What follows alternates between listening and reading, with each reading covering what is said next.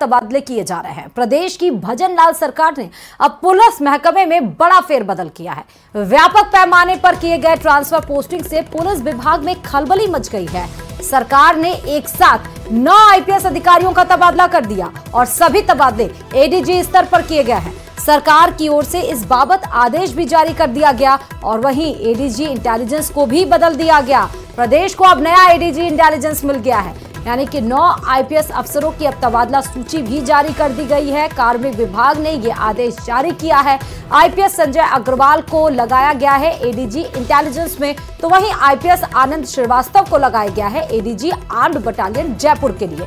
फिर बात संजीव कुमार नाजरी की करें तो इनको एडीजी पुलिस कार्मिक के लिए लगाया गया है और वहीं पर आईपीएस विशाल बंसल को एडीजी क्राइम संभालने की जिम्मेदारी सौंप दी गई है। वीके सिंह को लगाया गया है एडीजी एटीएस और एसओजी, दोनों ही दायित्व इनके कंधे पर अब दी गई है। और वहीं पर एस सेंगाथिर को एडीजी पुलिस मुख्यालय लगाया गया है। रुपिंदर सिंह को लगाया गया है एडीजी जेल में और वहीं भूपेंद्र साहू को लगाया गया एडीजी पुलिस तकनीक सेवा यानी कि टेलीकम्युनिकेशंस में। डॉक्टर बीएल मीणा की बात करें तो इनको एडीजी पुलिस कम्युनिटी पॉलिसिंग में लगाया गया और वहीं संयुक्त शासन सचिव कनिष्ठ कटारिया ने ये सभी आदेश जारी किए। और इस बीच झालावाड़ से बड़ी खबर आपको बताते चलें कि अंतर संभागीय सिविल सेवा खेलकूद प्रतियोगिता आयोजित की जा रही है और आज शहर के खेल संकुल स्टेडियम में इसका शुभारंभ किया जाएगा। पूर्व सीएम वसुंधरा राजे संभागीय आयुक्त करेंगी इसकी शुरुआत। राजकीय खेल संकुल स्टेडियम में कार्यक्रम का शुभारंभ किया जाएगा। झालावाड़ से बड़ी खबर, अंतर संभागीय सिविल सेवा खेलकूद प्रतियोगिता का आज आगाज होगा और जिसकी शुरुआत करने के लिए पूर्व मुख्यमंत्री वसुंधरा राजे आज आएंगी और साथ ही संभागीय आयुक्त इसकी शुरुआत करेंगी। तो स्टेडियम में आज कार्यक्रम का शुभारंभ होगा जहां पर तमाम लोग इसमें पार्टिसिपेट करते हुए नजर आएंगे। अंतर संभागीय खेल प्रतियोगिता का आज शुरुआत होने जा रहा है और जिसके शुरुआत खुद पूर्व मुख्यमंत्री वसुंधरा राजे करेंगी। आज खेल संकुल स्टेडियम में इसका शुभारंभ किया जाएगा। और आखिरकार लंबे इंतजार के बाद शिक्षक भर्ती पेपर लीक मामले में राज्यपाल ने आरपीएससी मेंबर बाबूलाल कटारा को निलंबित कर दिया है और शिक्षक भर्ती पेपर लीक मामले में आरपीएससी के मेंबर बाबूलाल कटारा को राज्यपाल कलराज मिश्र ने निलंबित किया है। राजभवन से मिली जानकारी के अनुसार शिक्षक भर्ती पेपर लीक मामले में एसओजी और ईडी द्वारा गिरफ्तार बाबूलाल कटारा को राज्यपाल कलराज मिश्र ने राजस्थान लोक सेवा आयोग के सदस्य के पद से तत्काल प्रभाव से निलंबित कर दिया। और ये भी आपको बताते चले कि शिक्षक भर्ती पेपर लीक मामले में बाबूलाल कटारा मुख्य आरोपी हैं, मेन कल्प्रिट है, लेकिन मामले में अभी भी paper leak mafia Suresh Dhaka फरार है।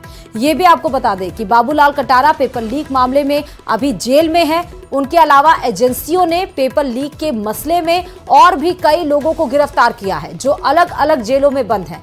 बीते दिनों ईडी ने पेपर लीक मामले के 5 आरोपियों को रिमांड पर लेकर पूछताछ की थी, जिसमें तमाम खुलासे हुए थे और उस आधार पर आगे कार्रवाई करते हुए राजस्थान लोक सेवा आयोग अजमेर के सदस्य रहे बाबूलाल कटारा ने पेपर लीक माफियाओं को 60 लाख रुपए में तृतीय श्रेणी शिक्षक भर्ती का पेपर बेचा था। आरपीएससी मेंबर बाबूलाल कटारा ने यह पेपर माफियाओं को अपने सरकारी घर पर ही बेचा था और इसकी एवज में 2 किश्तों में पैसे लिए गए। पहले तो पकड़े गए शेर सिंह मीणा से 60 लाख रुपए वसूले गए थे और उसके बाद उसने इस पेपर को आगे बेचा और इन सभी तथ्यों की पुष्टि होने के बाद एसओजी ने आरपीएससी सदस्य बाबूलाल कटारा, उसके भांजे विजय कटारा और चालक गोपाल सिंह को गिरफ्तार कर लिया था, जिन्हें बाद में ईडी ने भी गिरफ्तार कर पूछताछ के कई खुलासे किए थे।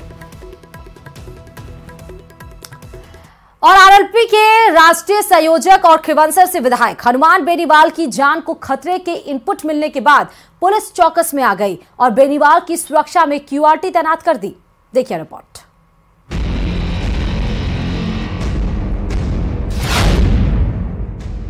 बेनीवाल को किससे है खतरा? सुरक्षा में तैनात हुए क्यूआरटी कमांडो।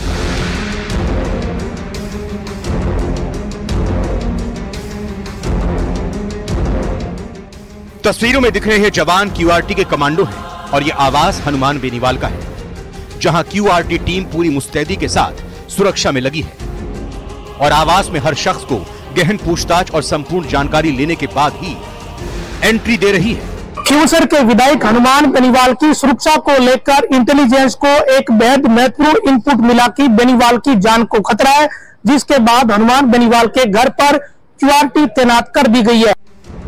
दरअसल आरएलपी के राष्ट्रीय संयोजक और खींवसर विधायक हनुमान बेनीवाल की जान को खतरा बना हुआ है। पुलिस इंटेलिजेंस को जानकारी मिली है कि हनुमान बेनीवाल पर हमला हो सकता है। इनपुट मिलने के बाद पुलिस अलर्ट हो गई है और तत्काल हरकत में आई। पुलिस ने हनुमान बेनीवाल की करंट लोकेशन के बारे में जानकारी हासिल की। पुलिस को पता चला कि बेनीवाल जयपुर से नागौर के लिए रवाना हो गए हैं। खतरे के इनपुट पर तत्काल एक्शन लेते हुए पुलिस ने बीच रास्ते से ही बेनीवाल को एस्कॉर्ट देना शुरू कर दिया। जयपुर से लेकर नागौर पहुंचने तक हनुमान बेनीवाल को जबरदस्त सुरक्षा दी गई। पुलिस की कई गाड़ियां बेनीवाल के काफिले के आगे पीछे दौड़ती नजर आईं और जब बेनीवाल शाम को घर पहुंचे तो उनके घर पर नागौर पुलिस की क्यूआरटी के 8 कमांडो तैनात कर दिए गए। पुलिस सूत्रों ने कहा कि हमें इंटेलिजेंस से इस तरह का इनपुट मिला, जिसके बाद हमने सुरक्षा बढ़ा दी है। पहले जयपुर से नागौर आते वक्त पूरे रास्ते एस्कॉर्ट दी गई और अब 8 क्यूआरटी के कमांडो यहाँ तैनात किए हैं ताकि सुरक्षा व्यवस्था कड़ी रहे। यहाँ ये जानना जरूरी हो जाता है कि क्यूआरटी आखिर क्या है और हनुमान बेनीवाल को क्यूआरटी की सुरक्षा ही क्यों दी गई। क्यूआरटी को क्विक रिस्पांस टीम कहते हैं। उच्च जोखिम वाले परिदृश्यों और आतंकवादी धमकियों पर तुरंत कार्रवाई करती है। ये खतरनाक गतिविधियों से निपटने में होती है सक्षम। जटिल परिस्थितियों से निपटने का प्रशिक्षण दिया जाता है इनके जवानों को। अनुभव और कौशल से होता है क्यूआरटी में चयन। 6 महीने की कठिन ट्रेनिंग के बाद बनते हैं क्यूआरटी कमांडो। यहां यह भी बता दें कि हनुमान बेनीवाल पहले लोकसभा सांसद थे और अब फिर से लोकसभा चुनाव आने वाले हैं। ऐसे में चुनाव से पहले बेनीवाल को धमकी का इनपुट बहुत कुछ इशारा कर रहा है। बेनीवाल को धमकी के इनपुट का ये कोई पहला मामला नहीं है।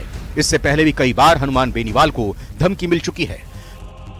बहरहाल बेनीवाल को जान का खतरा किससे है, अभी इसका कोई खुलासा नहीं हो पाया है। मामला कुछ अलग है, मामला ज्यादा गंभीर है। इसी कारण पूरे रास्ते पहले एस्कॉर्ट दी गई और फिर क्यूआरटी यहाँ लगा दी गई। महेंद्र बिश्नोई, न्यूज़ 18 नागौर। और इस बीच जोधपुर से बड़ी खबर आपको बता दें कि जोधपुर के 1 दिवसीय दौरे पर दिया कुमारी रहेंगी और दिया कुमारी हस्तशिल्प मेले का अवलोकन भी करेंगी।